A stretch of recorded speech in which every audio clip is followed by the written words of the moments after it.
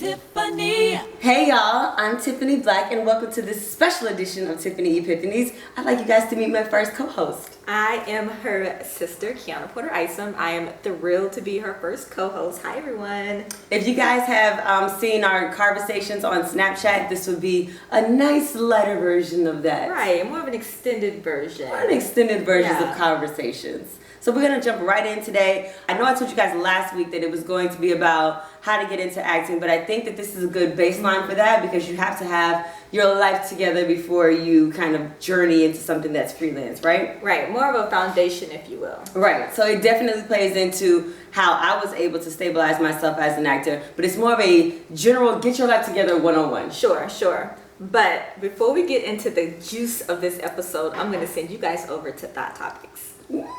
Thought Topics.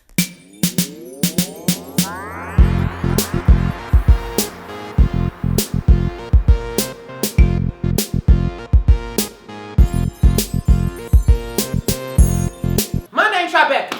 I used to dance a couple years ago, and then I got my bands up, and then I opened up me a boutique.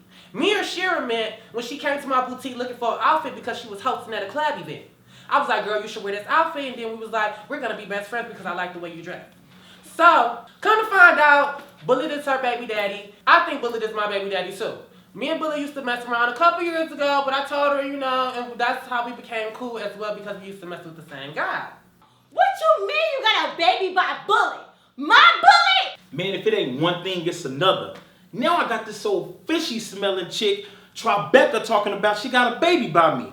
My Bullet? But that's still my best friend. I love her with all my heart. We just go have the same baby daddy. I can't even put into words how angry I am right now. We did mess around back in the day, but it was before I even met Shira. And according to them, they hashed that out a long time ago. She's always been down with me. She's always been my girl. But now she's an enemy. Now she's saying that she got my son and trying to get me on child support? I can't do this no more. I'm going to talk to Tribeca and I'm going to get things straight.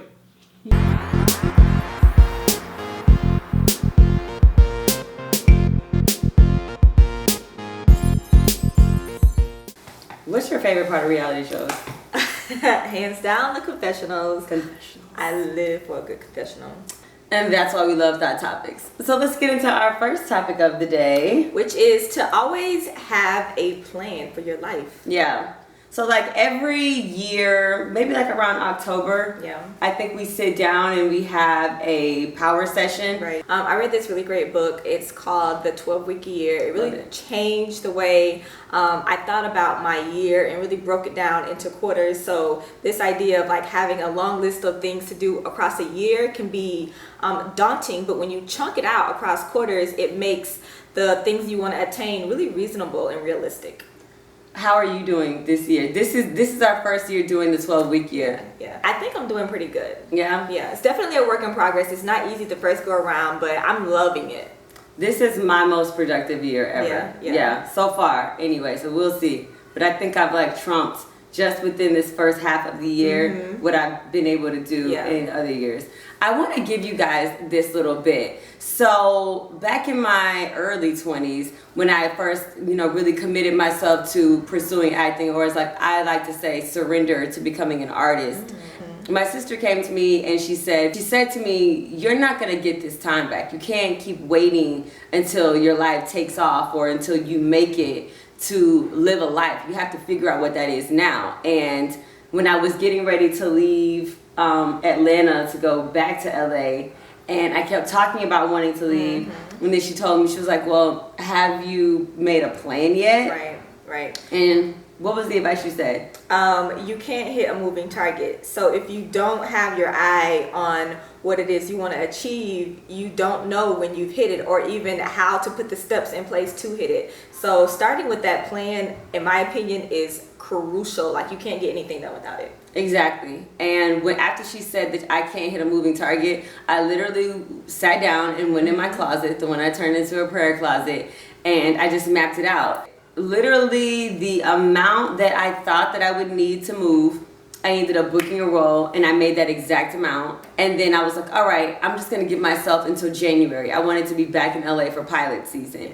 And I got a call about the apartment that I live in now in LA in October. And I was like, oh, I'm ahead of schedule. But really, because I ended up having to film that movie, I went out of town for Christmas.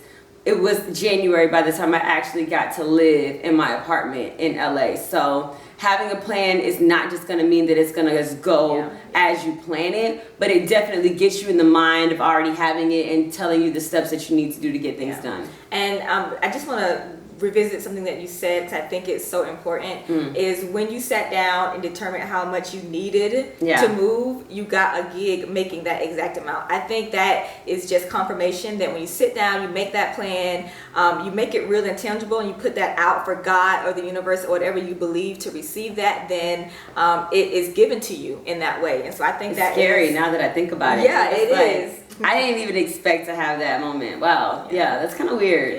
Yeah. But that's the way it works. That's the way it works. That is the way it That's the way it works. And also with planning and goal setting, it's also very important to give yourself credit for what you did that you didn't expect to do. Yes. Point 2 is visit the plan often. If you make your yearly goals in January and then you don't pull them back out until November, then you're already in trouble. I have a weekly meeting with myself. Yeah, I've actually started that. Around like 7 or 8 o'clock. I'm like, I need to get home. I need to have some time. I need to sit down with God. I need to light me a candle, burn my sage, and just spend some time with my maker. And actually look at my week ahead of time. I call mine more like a weekly review. I like to think I run the house. With crafting your life, even though there are other people in it. Yeah. And I've talked to quite a few of my married friends, and their big thing is when it comes to doing things for themselves, like they don't have enough time. And I know that I have my whole day for Tiffany, okay? Tiffany gets up, Tiffany does her journaling, she prays, she meditates, I go work out, and like literally I have the freedom because of my work schedule that I can do whatever I want to do for me and spend however much time. So lucky you. I get to luxuriate and do whatever Tiffany wants to do. And I love that about the way that I have designed my life. Enjoy it while you have it. And I will. Thank you so much. I will.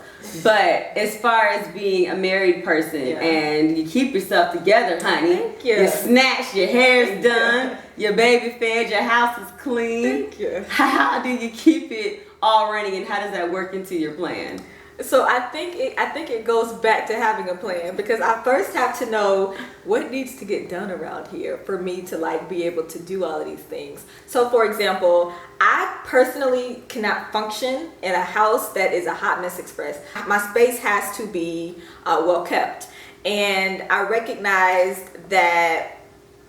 It's fine. And I recognize that if I engaged help in that area, I would be able to get so much more done. Because this person's coming in and for 3 hours, they're doing nothing but the things on your list. And then think about, well, what can I get done in 3 hours while they're doing this? And when I thought about it in those terms, it made so much more sense. Right. Point 3, which is really the premise of Tiffany Epiphanies, and I stand by this.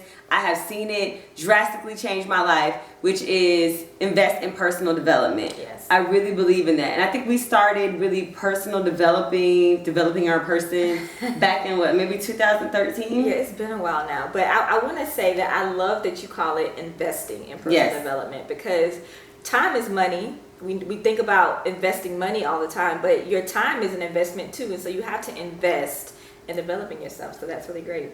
The difference between getting up in the morning and checking email and getting on Snapchat and checking Instagram and looking at the daily news and all the other things that we could put into our minds, how could we better start our day? Put yourself first, because by the time you get sucked in on this phone and on Instagram, you don't know what your day is going to turn into. Yeah.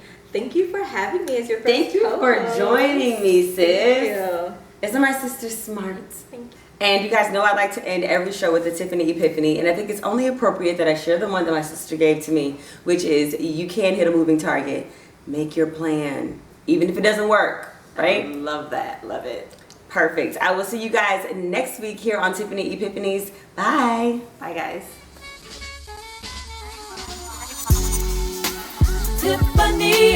Tiffany, last name Hustle, baby.